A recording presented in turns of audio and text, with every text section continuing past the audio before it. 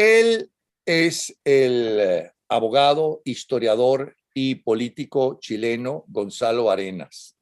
Fue miembro o es miembro de la Unión Democrática Independiente, ejerció como diputado de la República de Chile entre el 2006 y el 2014.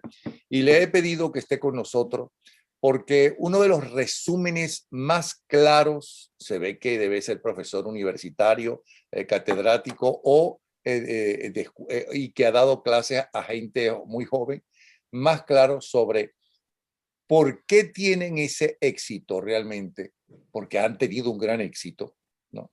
Y da la impresión que se van, por lo menos en las próximas décadas, a ser los dueños de, por lo menos, Sudamérica, la izquierda radical.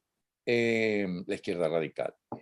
Yo quisiera que ese video que circuló especialmente en Chile y España, nos lo dijera a nosotros. Tiene todo el tiempo que quiera, ¿no? Porque realmente lo felicito cómo usted ha sabido resumir lo que está pasando, y creo que nuestros dirigentes de todos los países, no solamente en Chile, y muy especialmente los que están a punto de saber lo que es eso que llaman, que sea socialismo del siglo XXI, como lo quieran llamar, en Chile, en Colombia y ahora en Perú, están a punto de conocer lo que es eso. Aunque ustedes lo conocieron cuando Allende un poco. Bienvenido entonces. Muchas gracias por la invitación. Pues sí, y en el fondo ese video surgió por la necesidad de explicarse el estallido social que hubo en Chile el 19 de octubre del 2019, que fue bastante traumático para todos los chilenos. Y mucha de la opinión pública cayó en esta creencia de que estos estallidos sociales son impredecibles, son naturales, son espontáneos. Y por supuesto que hay un malestar social grande, que es real. Sin embargo, uno no debe ser tan ingenuo para creer que todos estos estallidos sociales, como el que se está dando en Chile, en Colombia, son espontáneos. Hay todo un trabajo de años, de muchos años, sobre todo de la izquierda, que en el caso de Chile empezó como desde los años 90. En los años 90... Perdone que le interrumpa. ¿Me quiere explicar de algún país, inclusive lo que están mejor, donde no haya descontento de algún tipo? En todos los países, solamente que en las democracias, ¿no?, se pueden organizar manifestaciones, se pueden además mencionar, publicar y denunciar en los medios, ¿no?, las anomalías o lo que está funcionando mal. En cambio, en las dictaduras eso es absolutamente imposible. Y entonces aíslan a la gente. Pero en todas partes hay problemas sociales, y muchas veces graves. Y en todas partes hay pobreza, inclusive en los países más industrializados y más avanzados. Inclusive en los Estados Unidos, primera potencia mundial. Por favor, sí. Sí. Bueno, y desde los años 90 hubo todo un sector de la izquierda que no quiso participar en el proceso político que se llamó en Chile la transición, en donde hubo una izquierda democrática, una izquierda bien republicana, una socialdemocracia que trató de llevar a buen término un gobierno durante 30, 40 años en Chile. Y esa izquierda se fue organizando a través primero de un movimiento que se llamó en Chile la zurda. Después pasó, ¿no es cierto?, a confluir en unos grupos llamados del Frente Amplio, y que se empezaron a cristalizar en movimientos estudiantiles a partir del año 2011, y que tuvieron su convergencia en el estallido social de octubre del 2019 en Chile. Ahora, detrás de esta movilización social, el video trata de explicar que hay una nueva forma que tiene la izquierda hoy día de enfrentar el desafío político, de enfrentar la lucha política.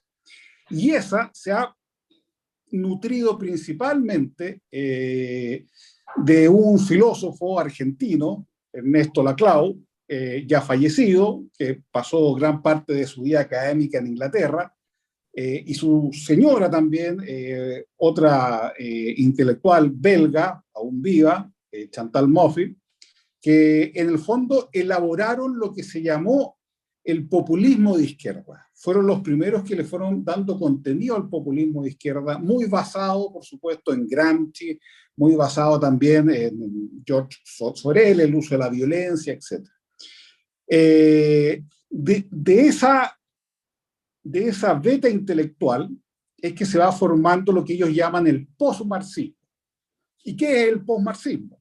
Ellos se dan cuenta que en las sociedades liberales, en donde las economías de mercado y el capitalismo ha funcionado, ya no existe claramente identificada una clase social proletaria, ¿no es cierto?, que vaya al asalto del poder, como era la vieja tipología marxista, sino que las realidades sociales, producto del capitalismo, de la democracia liberal, etcétera, se han dispersado de tal forma que ya es imposible agrupar a todos los sujetos políticos en una sola clase, que sirva como de punta de lanza de la lucha ideológica. Entonces han descubierto que hay una multiplicidad de sujetos políticos y hay una multiplicidad de batallas políticas. Ya no es la lucha de clases del proletariado, sino que es una gama de sujetos ambientalistas, feministas, por la defensa de los animales, de los más variados tipos, antimercado, antiglobalización, etc. Todos esos grupos, la izquierda dice que tienen el potencial de poder constituirse en una voluntad común. Y Laclau es el principal ideólogo de esto, que él señala que la gran labor de la izquierda es hacer una cadena de equivalencia, lo llama él, que es en el fondo unir a estos distintos malestares sociales, a estos distintos sujetos políticos, en una equivalencia que les permita ir configurando un enemigo común al cual poder odiar. Porque ese es un tema esencial en el populismo de Laclau. Laclau parte de la base que en las democracias liberales es imposible llegar a acuerdos racionales, porque cualquier acuerdo racional va en perjuicio de lo que él llama la clase subalterna. Y por lo tanto la única forma de poder avanzar es a través de la construcción de sujetos políticos en forma discursiva, construcción que se tiene que hacer, y eso es lo principalmente grave, necesariamente enfrentando a un adversario, a un otro. Y aquí, y por eso he dicho varias veces que la teoría esta de la izquierda radical o populista es esencialmente totalitaria, porque se basa en los conceptos de un filósofo que lo reconoce la propia Chantal Mouffe, se llama Carl Schmitt. Carl Schmitt fue uno de los juristas y los ideólogos del nazismo, militante del partido nazi, que después fue, ¿no es cierto?, aislado por toda la comunidad académica, ¿no es cierto?, por su pasado en esa época, que él se llama que la única división posible en política, la única relación posible es amigo-enemigo. Ellos parten de ese supuesto, dicen, como aquí hay amigo-enemigo, la única forma de poder construir un sujeto compuesto por distintos pequeños sujetos en una voluntad común es tratando de construir discursivamente un enemigo al cual odiar y por lo tanto canalizar todo ese malestar social en una acción política común. Por eso uno ve, por ejemplo, la importancia que le da a los Kirchner, lo que le daba Evo Morales, lo que le daba también Hugo Chávez, en tratar de calificar siempre al enemigo. Y hay diccionarios completos de la palabra, ¿no es cierto?, fascista, dueños del poder, etc. ¿Por qué? Porque Laclau descubre que estos sujetos políticos no se dan naturalmente, sino que hay que construirlos a partir de un discurso político de odio que logre enfrentar principalmente a lo que ellos consideran lo que es una clase privilegiada y el resto de la sociedad o el pueblo. Y en esta construcción discursiva es que se forma este enemigo común al cual poder odiar. Odiar para poder llevarlo, ¿no es cierto? Y esa es una gran diferencia de la izquierda populista de la otra, a través de las medidas democráticas de la propia democracia liberal hacia un escenario en donde poder destruir esa democracia liberal. Después que ellos fracasaron con la guerrilla. Así es, fracasaron con la guerrilla, fracasaron con la violencia que se iba a la montaña, ¿no es cierto?, y trataba de botar al poder Ahora la estrategia es hacerlo desde dentro del poder con las propias herramientas de la democracia liberal. Y por eso ese proceso ellos lo llaman... Perdón, donde Chile fue el primer intento exitoso con Allende. Así es, así es. Ahora, eso sí, hay una diferencia con Allende. En Allende, la Unidad Popular todavía tenía un sector que creía en la democracia. Fue sobrepasado por los grupos después más extremos. Aquí, derechamente, la izquierda radical tiene como objetivo, ya no solapado, como era durante la Unidad Popular, la destrucción del sistema democrático, porque consideran que la izquierda parlamentaria, la socialdemocracia, es en el fondo parte de la derecha. Es un gran tema para ellos también. Y por eso ellos muchas veces colocan la distinción ya no entre izquierdas y derechas, sino que entre pueblo y élite, porque a la socialdemocracia la consideran como parte del enemigo al cual hay que derrotar también. Y utilizando esos mecanismos de la propia democracia, es que hacen otro tema, que es que eso fue distinto con la UP, porque la UP acá en Chile trató de, con la violencia, destruir la democracia liberal o parlamentaria que se conocía en Chile. Y aquí en la izquierda radical la violencia es auxiliar. Lo que hacen es, a través de un proceso discursivo, de legitimar de tal forma las instituciones democráticas que ocupan o utilizan los mismos procedimientos de la democracia para desmantelar el sistema. El ejemplo más claro, y que usted lo debe saber mejor que nadie, es el de Venezuela. En Venezuela hay que recordar que se llamó una asamblea constituyente y en Chile no es casualidad que la izquierda lleve cerca de 7 años pidiendo una asamblea constituyente. Cuando uno dice, en Chile se sorprenden mucho cuando dicen, oye, ¿cómo es que del estallido social por mayor becas para la universidad, etcétera, terminamos en una asamblea constituyente? Y consideran que fue casi como irracional terminar eso. No, es perfectamente racional. Si la izquierda radical viene con los mecanismos de las democracias, o sea, de las asambleas constituyentes de hace muchos años atrás, fue la estrategia de Chávez, fue la estrategia de Evo Morales, fue la estrategia, ¿no es cierto?, que trataron de implementar los Kirchner, etcétera. Entonces, no es raro. ¿Qué ocurrió en Venezuela? Y usted lo sabe mejor que yo. Se instaló esta asamblea constituyente y lo primero que hizo es, se auto-otorgó el poder constituyente originario, y empezó a hacer actos constituyentes, cosa que no estaba previsto, y empezó a dictar decretos que terminaron destruyendo al Poder Judicial, terminaron destruyendo al Congreso, terminaron destruyendo la Contraloría, y al final hicieron, sin hacer revoluciones, sin tomarse armado, pero sí usando la amenaza de la violencia siempre presente, la destrucción por dentro del sistema parlamentario, y ese es el gran temor. E inclusive violando la propia constitución que ellos mismos, ¿no? Formaron e hicieron cuando les convenía. Así es, porque en el fondo además caen en cosas burdas. Yo tengo entendido que en Venezuela, de hecho, cuando se promulgó la constitución nueva chavista, a propósito, con la excusa de que habían errores gramaticales, imprimieron cosas que las cambiaron después.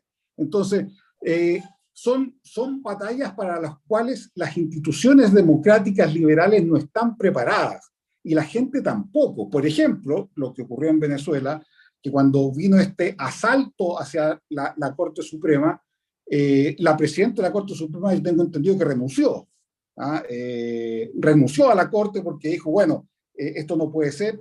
¿Por qué? Porque las autoridades más democráticas no están acostumbradas a dar esas peleas quizás más callejeras, fuera de las formas, y por lo tanto, ante la debilidad de los representantes de esos poderes, al final fueron cayendo de a uno, ante la determinación, el populismo y la amenaza de fuerza de una izquierda radical que al final terminó avasallando con todo, llena de decretos que justificaban, ¿no es cierto?, estos temas, pero al final terminaban destruyendo la institucionalidad por dentro. Esa es la estrategia más o menos de la izquierda radical, amparada teóricamente, ¿no es cierto?, por personas como la CLAU y todo lo que es esta izquierda populista. Hay que recordar que la CLAU fue un ferviente defensor de los Kirchner, por ejemplo,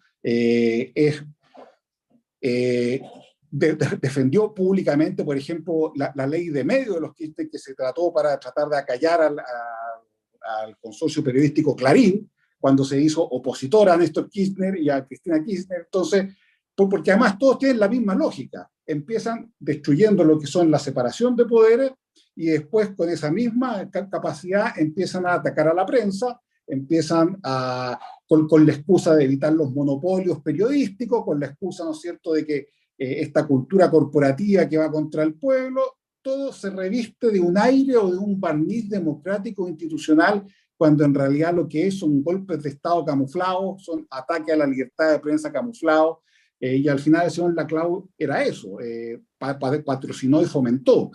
Fue también, por ejemplo, en el uso de la violencia en Argentina, la Cámpora, ¿no es cierto?, este grupo de jóvenes vociferantes, agresivos, que salían a la calle cada vez que era necesario mostrar violencia y amenazar al sistema, también tenían a Ernesto Laclau como uno de sus referentes. Y esto ha tenido distintas manifestaciones, no solamente en Latinoamérica, ¿eh? Esto viene también de Podemos en España, que fueron los primeros. Hay un grupo de profesores de la Complutense, ¿no es cierto?, fueron los primeros en tratar de darle también un barniz más internacional y más ideológico a este tema. Uno de los principales fundadores de Podemos, el señor Monedero, el apellido si no me equivoco, fue asesor de Chávez, fue asesor de Chávez durante 5 años. Errejón, que es otro de los intelectuales de Podemos, fue asesor de Evo Morales y de García Linera. Laclau mismo, ¿cierto?, fue también un gran defensor en foros internacionales de los Kirchner. Entonces, se descubrió que Podemos había hecho un centro de estudios, por ejemplo, desde donde recibía en España platas o intentó recibir platas por parte del propio gobierno venezolano, y sus principales clientes en sus temas de políticas públicas eran precisamente los gobiernos de Venezuela, Ecuador y Bolivia. Era la Fundación Centro de Estudios Políticos y Sociales, que al final, cuando se descubrió estas platas venezolanas, lo cerraron, pero crearon otro, crearon lo que se llamó el CELAC, que hoy día funciona en Ecuador, con plata de lo que fue el gobierno de Correa, que se llama el Centro Estratégico Latinoamericano de Geopolítica, y que funciona hasta el día de hoy. Y eso han exportado intelectuales, han exportado activistas a Chile, Argentina, Colombia, Venezuela. De hecho, si uno sigue la página web del CELAC, sus temas preferidos son la movilización social en Chile ahora, y en Colombia le han dado mucho auge al tema colombiano. Entonces, lo que yo quise hacer con ese video es mostrarle a la gente que existe descontento social, sí. Ahora, un descontento social que es muy distinto al que se da en Chile hace 40 años. Hace 40 años el descontento social en Chile era por la pobreza. Hoy día el descontento social es de una clase media que se siente desprotegida. O sea, ya no es no tenemos acceso a agua, no tenemos alimentos o no tenemos casa. Hoy día queremos que nuestros hijos estudien con beca en la universidad, queremos, ¿no es cierto?, tener un mejor seguro de salud. Esas son las demandas sociales hoy día en Chile, que demuestran un sistema que ha sido exitoso, pero por supuesto las respuestas tienen que cambiar cuando cambian las preguntas. Las preguntas de los chilenos cambiaron, ya no son preguntas de pobreza, sino que son preguntas de clase media, y ahí hay un error de la institucionalidad chilena que no ha sido capaz de darle esa buena respuesta. Pero dentro de esa movilización social que es legítima, que existe, que es real, hay una manipulación también política de la izquierda radical que trata de encauzar ese malestar con fines propios de esa izquierda. De hecho, no por nada, como le dije, esto terminó encauzándose ¿en qué? En una asamblea constituyente. Lo que si uno le preguntaba a la gente que protestaba, seguramente era la petición número 50, de todas las otras peticiones que pedían. Entonces, ahí hay que ver también, hay que abrir los ojos. Aquí hay una izquierda radical con un componente intelectual potente que lleva muchos años funcionando, haciendo una labor política subterránea y que ha sido exitosa en saber detectar las fisuras de la democracia liberal y del sistema capitalista o de mercado para poder meter un mensaje que lo que pretende es no hacer más democráticas las sociedades, no hacer más solidarias las sociedades, no hacer un cambio parcial de lo que es el sistema, sino que quieren hacer un cambio radical. Su enemigo es la democracia liberal, su enemigo es el sistema de mercado. y por lo tanto quieren establecer un sistema que sea distinto a la democracia que conocemos hoy día.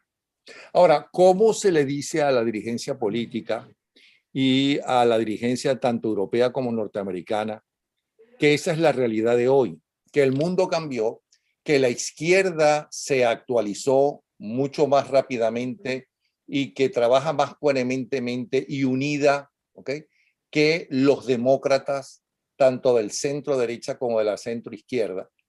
¿Cómo decirle a ellos que ellos no creen en diálogo, así como no creen en diálogo y saben que estando en la oposición y no todavía en el poder, saben que ese diálogo no se puede hacer realmente, sino que se puede manipular el diálogo a su favor? Cuando están en el poder, menos, que no van a entregar el poder, que ellos no son demócratas, que ellos son antidemócratas, que no creen en eso, y que hay una frase que es, ¿no?, hablamos en nombre de los pobres para multiplicarlos, porque en la práctica lo que hacen es multiplicar los problemas existentes, porque han fracasado. ¿Cómo se le dice a la dirigencia política? Lo que nos duele para empezar es Latinoamérica y España, que tiene que ver con que es parte de Latinoamérica, o nosotros somos parte fundamental de España, y nuestra formación básica viene de la colonia para acá, entre entre el catolicismo, sus cosas buenas y malas del catolicismo y el populismo del catolicismo, como la forma de la justicia, como la forma de ver al pueblo y como la forma de ver el poder, ¿no? Satisfacerse del poder y no que si yo estoy en el poder tengo que sacrificarme por la gente y no que la gente se sacrifique por mí, ¿no? Que yo estoy. ¿Cómo se le dice a ellos que tienen que unirse en cosas comunes, que no solamente piensen en las elecciones, en no perder cuotas de poder, que no van a llegar al poder si no están unidos en un frente común como lo hace la izquierda? Porque es que la izquierda se maneja como se manejan los grupos perseguidos o las minorías, se unen. Yo puedo ser enemigo suyo, estar totalmente de acuerdo con la posición suya, pero si la mayoría de la izquierda, llámese Puebla o como se llame ahora, como se llama ahora, o lo que sea, es la que triunfa, yo no voy a salir a la calle y a los medios a hablar en contra suya, ¿no? Y en el mejor de los casos, a lo mejor me hago el pendejo, y me perdono la palabra, ¿ok? Pero lo más probable es que yo también participe en esa lucha, aunque crea que esa no es la correcta. En cambio, lo que hacen los demócratas, la gente en líneas generales, ¿no?, es buscar el poder a través de las elecciones, más nada, y estarse unos en contra de otros. Y si yo no estoy de acuerdo con lo que usted dice, yo voy a los medios a decir, ese no sabe hacerlo, ese es un vagabundo, ese es un ladrón, así no es. Es decir, y venderle a la gente joven, a los muchachos, ¿ok?, que claro que hay problemas sociales en el mundo entero, pero que en un país democrático, en una democracia, en un país capitalista, ¿no?, están las posibilidades, hay muchas más posibilidades de ir cambiando y mejorando la situación social de la gente, y que los países que realmente progresan son los países capitalistas, porque eso es un hecho. Entonces, ¿quién se encarga de decirle a los políticos, para empezar, y a la gente, a los ciudadanos, todo eso? Mire, ahí yo creo que hay que hacer dos llamados, a la dirigencia política, pero también a la ciudadanía. Y voy a partir por esta última, porque una estrategia de la izquierda radical también es construir mitos, mitos poderosos. Esos mitos poderosos son, que fue en el caso de Venezuela, que se está haciendo en el caso de Chile, que fue en el caso de España, de decir que la democracia, hasta el momento en que ellos aparecen, era una especie de contubernio entre los que poseían el poder. En el caso de Venezuela, COPEI y ADECO, el otro partido, ¿cierto? Entonces, que habían hecho, ¿cierto?, una especie de democracia para unos pocos. En Chile también se estaba tratando de decir lo mismo sobre la transición. En España también Podemos trató de desacreditar todo lo que fue el proceso de transición del franquismo. Entonces, desacreditar a la democracia liberal como que la única forma real de la democracia liberal es el contubernio de unos pocos en perjuicio de la masa, que es una gran puesta en escena para engañar. Y el problema es que eso lo que genera, y eso es lo que ellos buscan, es que la gente pierda la fe en la democracia. Y la gente muchas veces pierde la fe en la democracia no apoyando necesariamente a la izquierda radical, sino que absteniéndose, que es lo que hemos visto en Chile en las últimas elecciones. ¿Y qué es lo que pasó en Venezuela? Si en Venezuela uno de los graves problemas que permitieron que Chávez llegara fue el alto nivel de abstención que hubo en las elecciones. O sea, cuando Chávez, yo revisaba una cifra, cuando Chávez salió electo en el 98, hubo una abstención del 66%. O sea, Chávez sacó dentro de todo el padrón electoral cerca del 30%. Si los demócratas hubiesen unido, Chávez no gana. Después estaba revisando las cifras del referéndum de la Constitución, una abstención del 62% también. ¿Ah? O sea, Chávez ganó no solo porque tenía partidarios, sino que porque logró desmovilizar a mucha gente a defender la democracia. ¿Ah? Y es lo que está pasando en Chile también. Hoy día tuvimos hace poco las elecciones de gobernadores en la segunda vuelta y tuvimos una abstención que superó el 70% casi, que fue increíble. Entonces, hay que decir primero que no hay que creer esos mitos de que todos los sistemas, que la democracia liberal anterior a la llegada de la izquierda radical era una farsa y una puesta en escena solamente en beneficio de unos pocos para engañar al resto.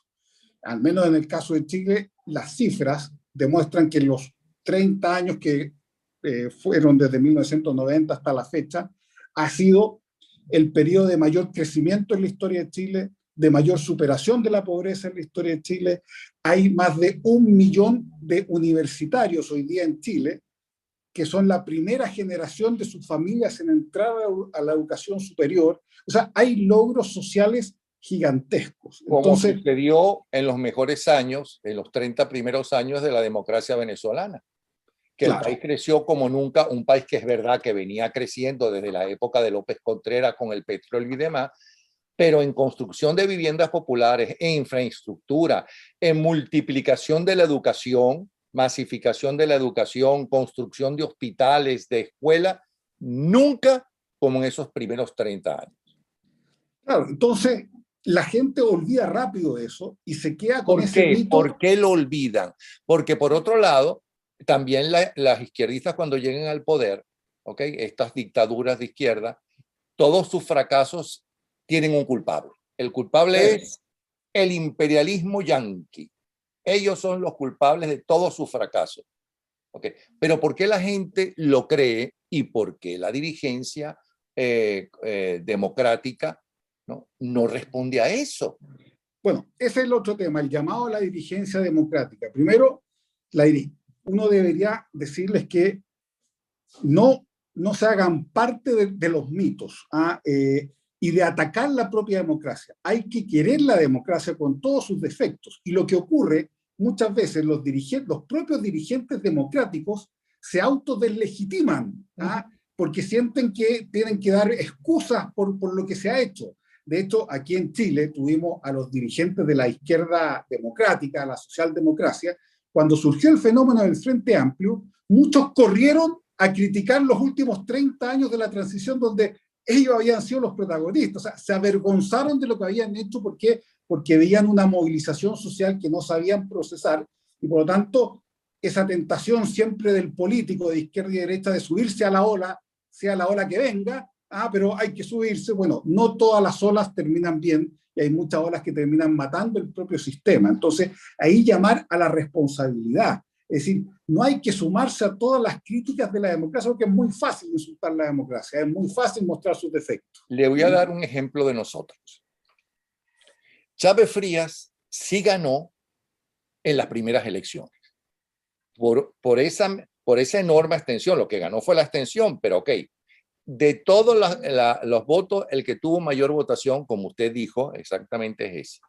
A partir de ese momento no ganó.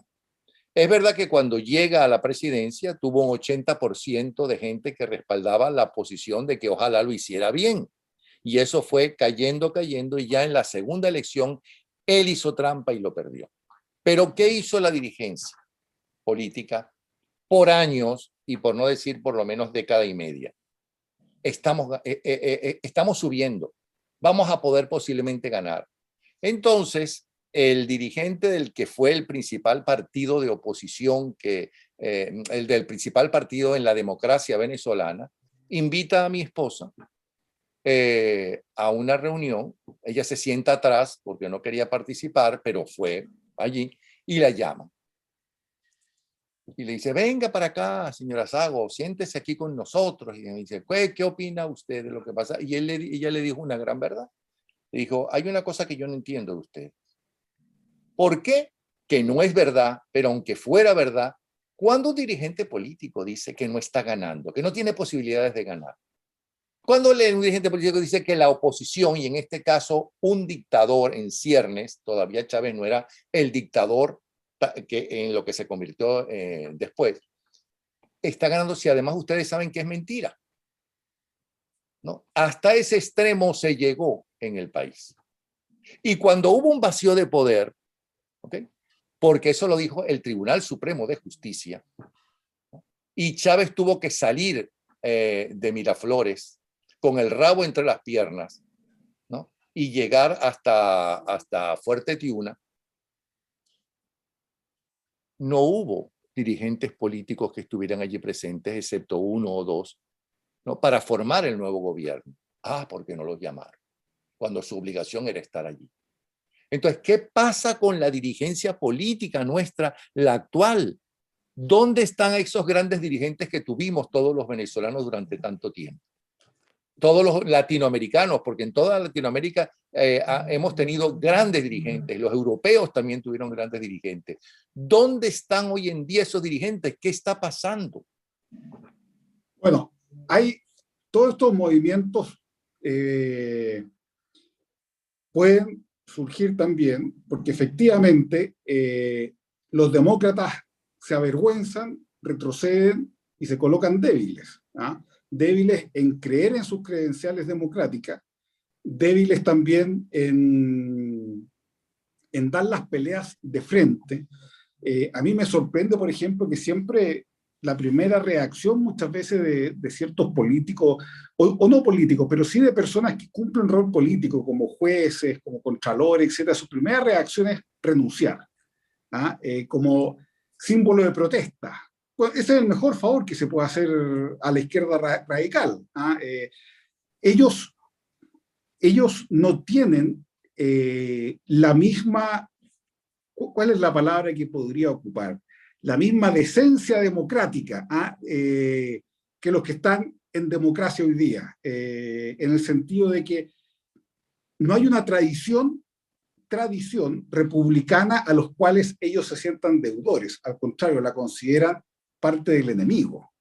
Entonces, cuando uno dice, no, yo soy un gran demócrata, un gran republicano, y ve los ejemplos de la historia, ¿no es cierto?, de personas que han renunciado al poder, bueno, eso se puede dar en contextos cuando todos jugamos en la misma cancha, pero estos están jugando en un estadio distinto, donde todos estos gestos simbólicos en signo de protesta, de hacerse el indignado, de no participar en unos ataques frontales a veces o violentos, en disputas políticas, etc., es lo que ellos buscan. Esa es parte del populismo de la izquierda. Entonces, ahí los dirigentes políticos pecan de creer que están compitiendo en la misma cancha que han competido siempre. Esta es otra cancha.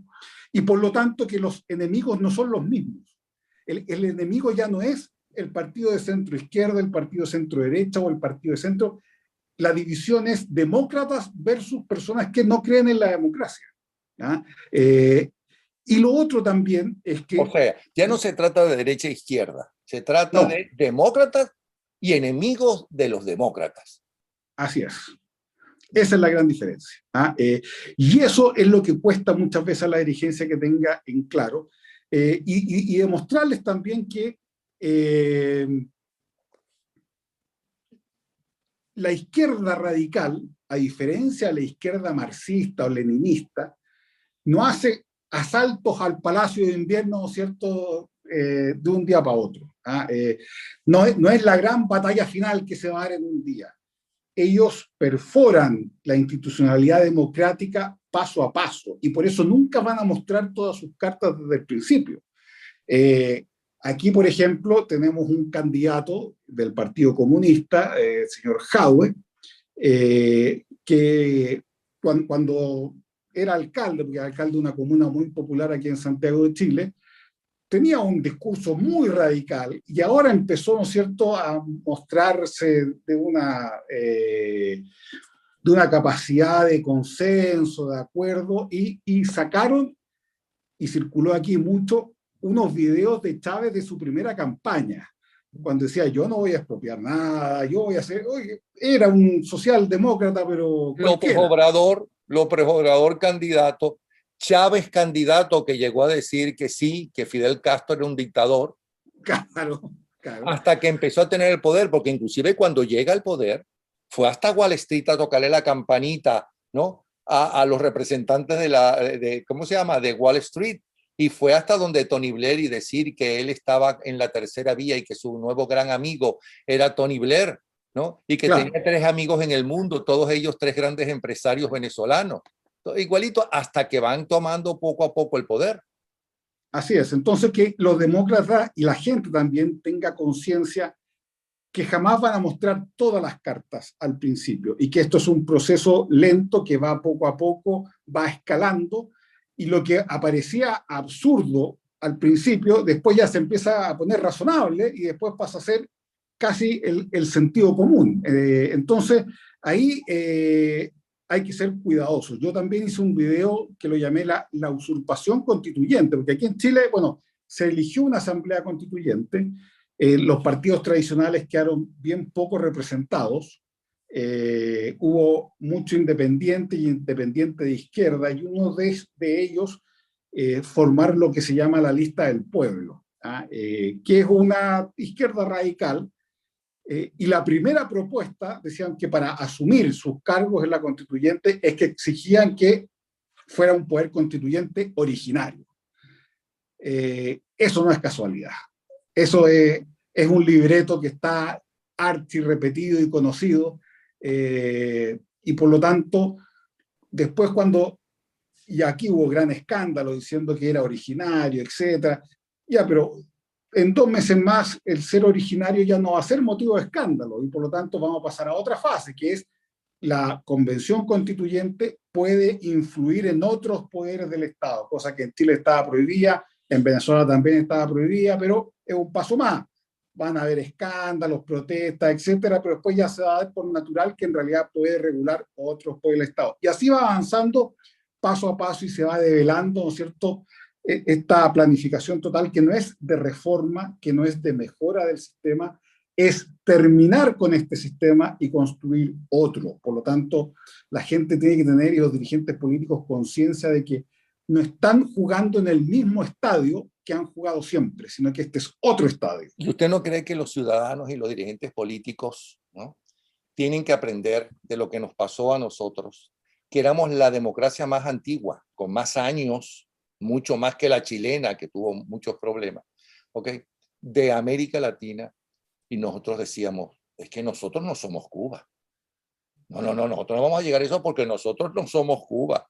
Bueno, que los colombianos y los chilenos, que los colombianos con el éxito de Petro en las encuestas últimas, y los chilenos con el éxito de la izquierda para estas, según las encuestas, para estas elecciones de gobernadores, recuerden que sí pueden ser Venezuela.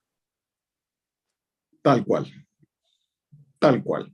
Porque también, claro, existe esa soberbia institucional de cada país, que no se dan cuenta que las instituciones son más frágiles de lo que uno cree. Gran parte de las instituciones se mantienen en base al prestigio. Esa es su fuerza de legitimidad. Y destruir el prestigio de algo cuesta muy poco. Más todavía cuando uno tiene el poder de la prensa, cuando no tiene escrúpulos. Y parte de la izquierda radical es eso, es tratar de quitarle prestigio y toda legitimidad social a las instituciones. Por ejemplo, en Chile, que también me recordó un poco el tema de Venezuela, ahora se está pidiendo, bueno, hubo muchos detenidos por la movilización social que cometieron crímenes muy graves, lanzaron bombas Molotov, quemaron edificios, lanzaron bombas a carabineros, hubo muchos lesionados graves, hubo homicidios frustrados, etcétera. Bueno, muchos de ellos, por supuesto, pasaron a los tribunales, hoy día todavía están presos, porque fueron condenados por delitos graves. Y el otro mito de la izquierda es decir, primero ya no se les llama delincuentes, ya no se les llaman activistas, se llaman los prisioneros de la revuelta. Y después se avanzan un poco más, ahora ya van en prisioneros políticos.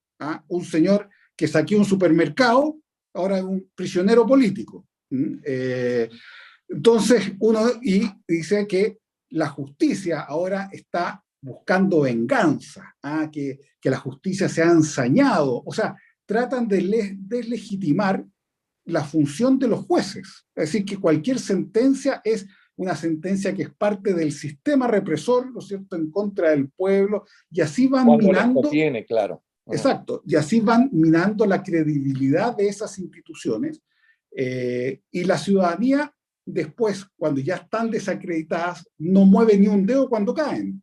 Entonces, cuando cae una Corte Suprema, pues dicen, bueno, se quedan en su casa, cruzan los brazos, total le han dicho durante 6 meses que es una cueva de corrupción, y por ende, bueno, lo que vendrá será mejor.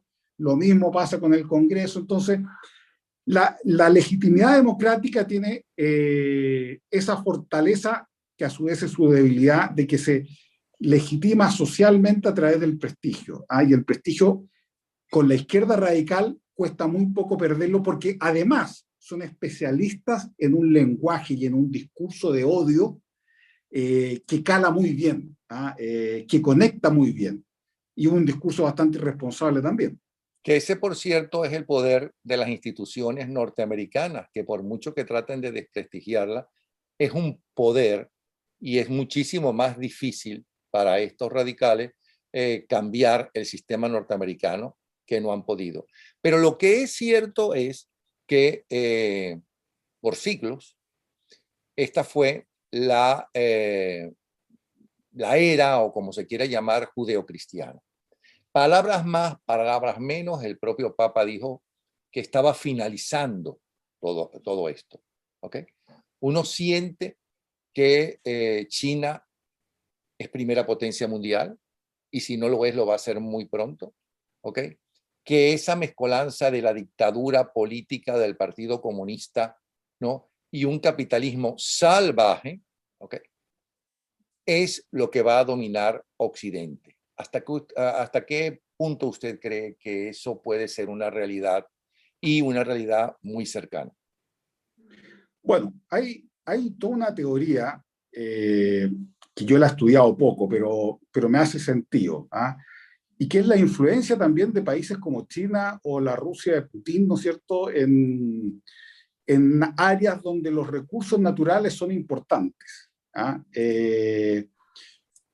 En el caso de Venezuela, por ejemplo, tengo entendido que hay una colaboración con la Rusia de Putin también, con algunos elementos chinos, de que en el fondo, y la preocupación de China en el largo plazo de tener recursos naturales baratos y bien dispuestos, materias primas, ¿no es cierto?, que se ha visto en Chile. En Chile, de hecho, se ha hecho mucha crítica a muchas compras de empresas chilenas que han hecho chinos, empresarios chinos, porque se dice, bueno, aquí cómo controlamos esto. También han salido algunos reportajes sobre esta misma situación en África, y por ende, para poder adueñarse o tener participación importante en ese mercado grande de materias primas, sin duda que siempre ayuda a que hayan gobiernos débiles, gobiernos que no sean capaces de imponer un Estado de Derecho, que dejen muchos espacios, ¿no es cierto?, para la arbitrariedad, etc. Yo no he estudiado mucho ese tema, pero he leído algunos reportajes, he escuchado a algunos analistas hablar de eso, y es un tema sin duda a investigar. Mire, yo un amigo de izquierda estuvo en Venezuela, un amigo parlamentario también, y en la intimidad, así en la conversación más íntima, se le salen algunas cosas. Entonces me decía, y yo le decía, bueno, y Maduro va a caer. y me dijo algo que yo no sé si sea tan cierto, usted conoce más el tema ya, pero me decía, mira, hoy día Maduro está rodeado de rusos, nunca va a caer. Los rusos tienen demasiados intereses en Venezuela hoy día. Los rusos, los chinos, los musulmanes, los Claro, narcotraficantes, los terroristas colombianos de la FARC y el ELN, todos esos tienen su cuota de poder, ¿no? exacto. Y yo mucho me temo que a lo mejor tienen razón los que dicen que Venezuela se disuelve en diferentes territorios según, ¿no?, el negocio de cada uno de esos participantes de los que he mencionado anteriormente. Exacto, o sea, es la destrucción del Estado, pero ya en forma absoluta. Y eso también preocupa porque en el fondo, claro, lo más efectivo para esos grupos es que haya desorden, mucho desorden. ¿Ah? De hecho, en Chile, y no solamente estamos hablando de temas políticos, ¿ah? Por ejemplo, en Chile en lo que se llamó el estallido social, se pudo percibir claramente que aprovecharon el estallido muchas bandas de narcotraficantes en Chile, ¿ah? Que en el fondo propiciaban estos ataques y daban armas y daban cosas, etcétera. ¿Por qué? Porque al narcotráfico siempre le interesa que el sistema colapse, ¿ah? Que Carabineros esté preocupado, las policías estén preocupadas de los manifestantes y no del negocio del cartel de narcotráfico en la población. ¿Ah? O sea, es una estrategia muy básica, pero muy efectiva. O sea, colocar a todo el Estado, a toda la policía, a toda la institucionalidad preocupándose del lado A para ellos poder tener un lado B, ¿no es cierto?, despejado, hacer sus negocios, etcétera. O sea, hoy día hay muchas fuerzas que buscan destruir al Estado y la izquierda radical, yo no digo que la izquierda radical busque necesariamente, ¿no es cierto?, que el narcotráfico se meta, etcétera, pero la utilizan también para eso. Es parte del desorden que generan, quizá una externalidad no buscada, pero en el hecho se produce. ¿Ah? Y eso también es muy grave. Con esta idea de cambiarlo todo, ese proceso de cambio puede llevar, y que por lo demás lo reconoce el propio Laclau, dice, la radicalización de la democracia, como lo llama él, a esta necesidad de exacerbar los odios y exacerbar la violencia social, puede terminar en un populismo de izquierda bueno, pero también dice puede terminar en un populismo de derecha o en otras cosas. Por eso hay que estar especialmente atentos a que lo que resulte esto sea de izquierda. O sea, él asume la irresponsabilidad de que el Estado cae en un momento, los países con esta revolución populista de izquierda, en un momento caen en el vacío de poder. Y ellos esperan que con una ingenuidad propia del socialismo también, que cuando produzca ese desafío de poder, o sea, ese vacío de poder, van a ser ellos los que van a tomar la rienda, cuando en realidad pueden venir 1000 intereses y 1000 personas que la tomen y esto termine realmente muy mal. Para finalizar, puede resumir nuevamente, porque yo creo que hay que meterle en la cabeza que por lo menos se pongan a pensar en nuestros dirigentes y sobre todo los que todavía no han caído en eso que llaman el socialismo del siglo XXI o las conclusiones de lo que ahora llaman Puebla, las reuniones de Puebla, que ya los extremistas de izquierda, los comunistas, no quieren alcanzar porque fracasaron durante décadas, pero ahora están triunfando, ¿ok? Fracasaron durante décadas con los golpes de Estado, con las guerrillas, con ese tipo de cosas, que ahora están utilizando las debilidades que antes se creían que posiblemente sean las fortalezas de la democracia, la libertad de expresión para las denuncias verdaderas o falsas, ¿okay? Sobre todo las falsas, las elecciones, la compra o la metida de gente importante, muchas de ellas talentosas, por cierto, tanto en las universidades como en los colegios superiores para formar dirigentes de izquierda, como instituciones nacionales e internacionales. Ahí tiene usted la UNESCO haciéndole un reconocimiento a un asesino, ¿no?, y estafador que nos hizo creer que era médico y lo que era un enfermero, como es el Che Guevara, un narcisista enfermo y asesino, pues le rinde un homenaje la UNESCO. Tú dices, bueno, pero ¿qué es esto? Pero cómo ellos se han infiltrado ¿quiere por favor volver a repetirnos, como hizo en un principio y como está en ese video excelente, cómo es el trabajo, cómo es el manejo, ¿no? Con el cual se están apoderando de los países? Sí, ahí decirles que hay que leer también. La gente se tiene que instruir. Y yo les recomendaría dos libros que escribió Ernesto Laclau, que en el fondo condensan la ideología de la izquierda radical. El primero de ellos es Hegemonía y Estrategia Socialista, que es del año 1985, y el segundo que se llama La Razón Populista, que es del año 2005. Esos dos libros, que no son muy largos, compendian más o menos toda la estrategia de la izquierda radical, que por supuesto tiene diferencia en cómo se aplica según el país, etcétera, pero el corpus teórico de esta izquierda radical está en esos dos libros: Hegemonía y Estrategia Socialista, del año 85, de Laclau y Moffitt, y La Razón Populista, del año 2005. Lo pueden comprar en internet, está disponible en todos lados. ¿Qué dice este verdadero manual de la izquierda radical? Primero, que en una democracia liberal es imposible llegar a acuerdos racionales. Que toda la democracia liberal es una farsa y por lo tanto arman el mito, ¿no es cierto?, de que esta democracia liberal se está cayendo a pedazos y va contra las necesidades propias de la gente. Segundo, como es imposible alcanzar consensos racionales, esto es una lucha entre amigo y enemigo. Aquí el proceso político no busca generar acuerdos. Para la democracia radical, los acuerdos en política no existen. Van a ser siempre una farsa en beneficio de una democracia liberal o de una hegemonía capitalista. Eso es importante también. No hay acuerdo posible en ellos. Ellos dicen que la única forma en esta confrontación amigo-enemigo es que haya un vencedor y que un sistema hegemónico sea reemplazado por otro sistema hegemónico que es el de ellos. Para eso hay que radicalizar la democracia. ¿Cómo se radicaliza la democracia? Exacerbando las demandas sociales y la movilización social para que el Estado colapse y no sea capaz de responder institucionalmente a esas demandas. El propio Laclau lo dice en su libro.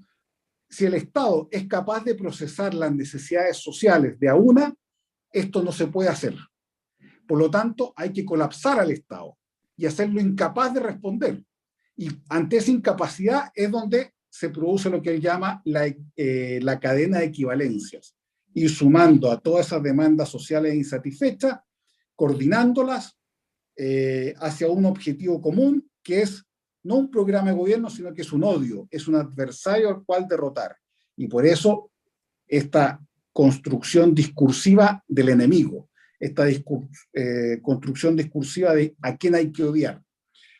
Y una vez radicalizado y conseguido eso, ¿no es cierto?, debilitar de tal forma la democracia que la gente se vuelva apática en participar y ellos conseguir electoralmente, y eso es importante, electoralmente, invocando la democracia, invocando las mayorías, asumir un poder deslegitimado de tal forma que una vez establecido ahí, resulta fácil poder ir votando e interviniendo todo lo que es la tradición del constitucionalismo clásico, que es la separación de poderes, ¿no es cierto?, que es el respeto a los derechos humanos, que son los derechos de las minorías, que son los acuerdos parlamentarios, etc. Todo eso se va destruyendo de a poco. El primer mecanismo que han utilizado fue este tema de las asambleas constituyentes, que les funcionó, en Chile les funcionó, o sea, no aprendimos nada del caso de Venezuela en el año 93 y en el año 2021, ¿cierto?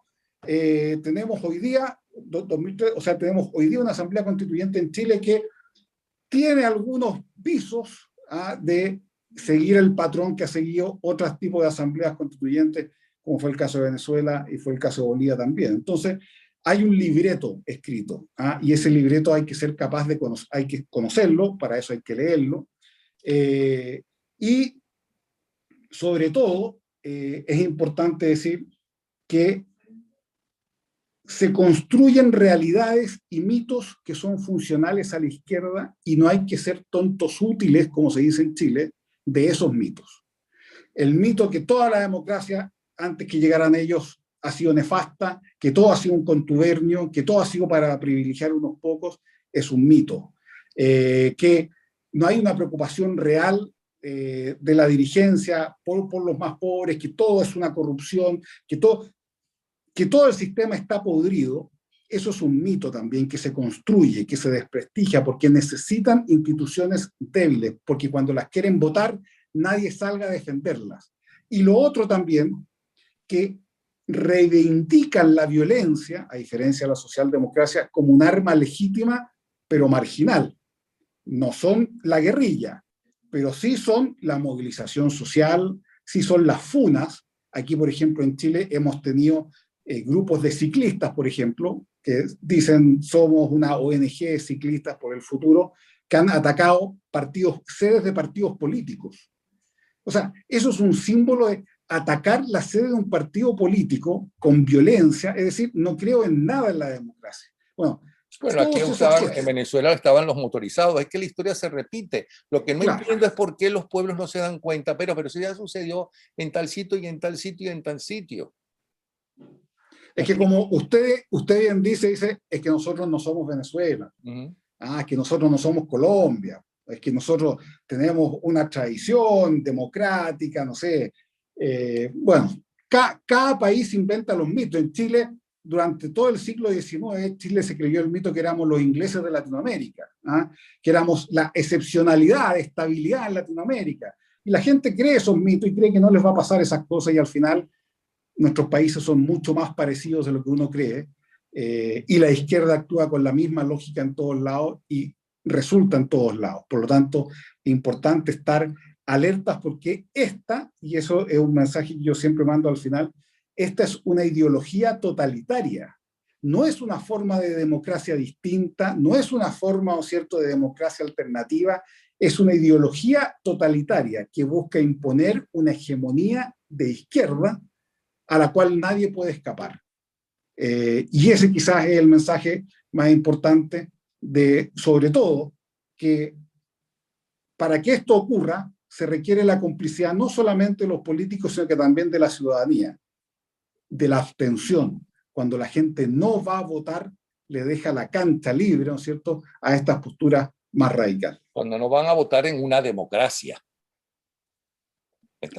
Porque en una dictadura radical, ellos utilizan las votaciones manejando el sistema electoral a su favor, como para decir, bueno, es que la mayoría votó por nosotros, aunque sea mentira, como exactamente hacía Chávez y hace Maduro. Pero bueno. Mire, yo tengo 50 años y mi generación se crió un poco con la serie Star Wars, con toda la secuencia de Star Wars. Ahora último ha salido, bueno, ya van como en la cuarta, quinta Star Wars, ¿no es cierto?, el Imperio contraataca, etc. Y hay una escena, que yo una vez escribí una columna sobre esa escena, en donde la democracia que se supone que se ha formado en el universo cae porque se nombra un dictador para enfrentar a los rebeldes, etc. Y hay una frase muy importante que dice ahí uno de los actores, porque cuando se le dan todos estos poderes supremos, etc., y se ve el Congreso de la Guerra de las Galaxias, todos aplauden, porque en el fondo han encontrado la solución institucional. Entonces, este protagonista dice, así mueren las democracias, con un gran aplauso en favor de la democracia. Bueno, y que la gente siga, por cierto, a Harry Potter. El villano es el auténtico, es Stalin, es Chávez, por citarte dos, pero hay otros. El villano es el propio narcisista que le importa un comino el dolor de más nadie, sino su poder. Y hay una cosa que dice, que es excelente, que dice, es que no aprende. Cuando él va a destruir, ¿no?, el colegio de Harry Potter, donde estudia Harry Potter. La filosofía de esta mujer en esos cuentos, que no son cuentos, eso es para adultos también, según cómo se interpreta. E inclusive en estas tres últimas películas de Batman, si mal no recuerdo la penúltima, cuando hablan de la democracia y ese tipo de cosas, hay una frase y ¿cómo se llama? Y unas escenas realmente bien interesantes. Yo no sé si le llegan a la gente o no le llegan. O la gente, la mayoría lo ve como un entretenimiento y más nada. pero realmente hay unos libretos excelentes últimamente en algunas películas que parecieran solamente de entretenimiento. Y ahora, dígame. También, eso sí, recomendar a los clásicos, que por ser clásicos nunca pasan de moda, Orwell, 1984, y La granja de los animales, que son dos descripciones quizás las más descarnadas de cómo un totalitarismo de izquierda termina destruyendo, invocando al pueblo, al propio pueblo. Buenos chilenos, buenos colombianos, buenos brasileños. Ojo con las encuestas como están saliendo. Y recuerden que nosotros, los venezolanos, sí somos Cuba y ustedes pueden ser Venezuela. Muchísimas gracias entonces, Gonzalo Arenas, abogado, historiador, político chileno. Bien interesante. Mañana o pasado mañana volveré a subir, no, voy a subirlo por primera vez, ese video excelente que usted hizo. Y muchas gracias por este excelente programa. Y esperemos tenerlo muchas gracias, pues. En más de una ocasión con nosotros, ¿sí? Muchas gracias, que esté muy bien. Un abrazo y ojalá nos escuchen. Gracias. Hasta luego.